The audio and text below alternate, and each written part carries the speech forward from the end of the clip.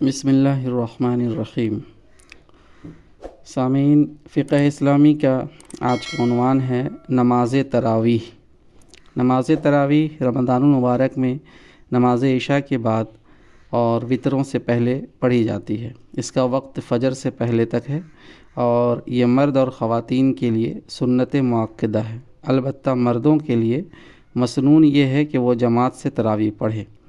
حدیث میں نماز تراویح کی بڑی فضیلت آئی ہے۔ نبی صلی اللہ علیہ وسلم کے ارشاد ہے، جس نے ایمانی کیفیت اور محض اجر آخرت کے لیے رمضان کی راتوں میں تراویح پڑھیں، خدا اس کے وہ سارے گناہ بخش دے گا جو اس سے پہلے ہو چکے ہیں۔ بخاری کی روایت ہے۔ تراویح کی رکعتیں۔ تراویح 20 رکعت پڑھنا مسنون ہے۔ حضرت عمر خلیفہ راشد رضی اللہ عنہ نے 20 رکعت تراویح جماعت سے پڑھنے کا نظم قائم فرمایا تھا اور صحابہ نے اس سے اتفاق کیا تھا، اور پھر بعد کے دور میں بھی خلفائے راشدین نے اسی پر عمل فرمایا تھا اور 20 رکعتیں جماعت سے پڑھی جاتی رہیں۔ اس پر ایک نوٹ ہے، اہل حدیث کے نزدیک 8 رکعتیں پڑھنا سنت ہے۔ ان کے نزدیک نماز تراویح دراصل تہجد ہی کی نماز ہے جو رمضان میں نبی صلی اللہ علیہ وسلم نے اول وقت میں پڑھی ہے، اور صحابہ اکرام نے بھی، تاکہ رمضان کے مبارک مہینے میں زیادہ سے زیادہ لوگ اس نماز میں شریک ہو سکیں۔ اور نماز تہجد کے بارے میں احادیث سے معلوم ہوتا ہے کہ نبی صلی اللہ علیہ وسلم نے 8 رکعت سے زیادہ کبھی نہیں پڑھی ہے۔ نماز تراویح پڑھنے کا طریقہ۔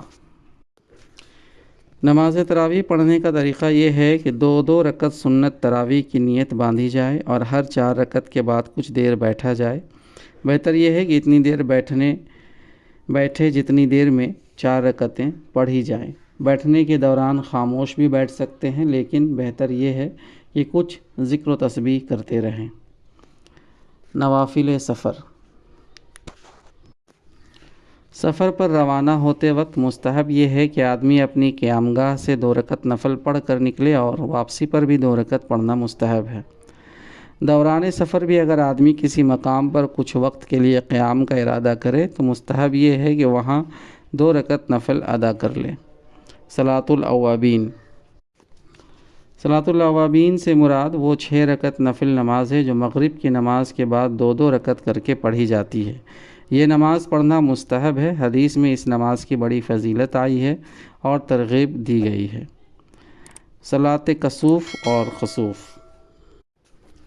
کسوف یعنی سورج گرہن اور خسوف یعنی چاند گرہن کے وقت 2 رکعت نماز پڑھنا سنت ہے۔ خسوف میں جماعت کے بغیر تنہا نماز پڑھنا مسنون ہے، اور خسوف میں جماعت سے نماز پڑھنا مسنون ہے۔ نیز بلند آواز سے قرأت کرنا بھی مسنون ہے۔ سجدہ سہو کے احکام۔ نماز میں کچھ کمی یا زیادتی ہو جانے سے یا کسی اور وجہ سے جو خرابی آ جاتی ہے، اس کی تلافی کے لیے نماز کے آخری قعدے میں 2 سجدے کیے جاتے ہیں۔ ان سجدوں کو سجدہ سہو کہتے ہیں۔ سجدہ سہو واجب ہونے کی صورتیں۔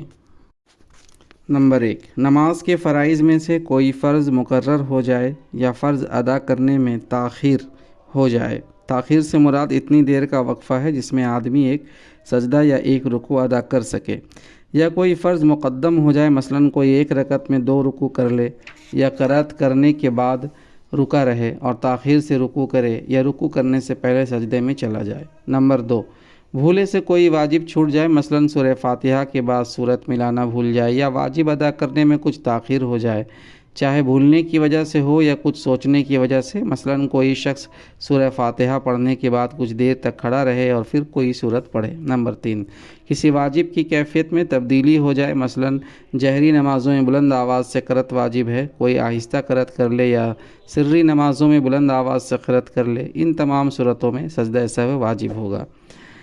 اس کا طریقہ یہ ہے کہ آخری قعدے میں تشہد پڑھنے کے بعد داہنی جانب سلام پھیرے اور پھر اطمینان سے 2 سجدے کر کے قاعدے میں بیٹھے اور تشہد، درود اور دعا پڑھ کر حسب قاعدہ دونوں طرف سلام پھیر لے۔